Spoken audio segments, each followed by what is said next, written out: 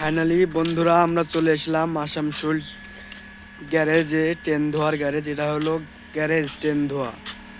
আর দেখেন রয়ে আছে মুম্বাই এক্সপ্রেস আসানসোল থেকে। খুব বড় ট্রেন। আপনারা যদি কেউ ভাবেন মুম্বাই যাব, তো এই ট্রেন যাবে বোম্বাই। আসানসোল থেকে বোম্বাই যাবে এই ট্রেনটা। আমরা ফাইনালি বন্ধুরা চলে আসলাম। দুই মামা ভাগ্নেও চলে এসেছি আমরা ঘুরতে স্টেশনে। রেল গ্যারেজ, এটা হলো ট্রেন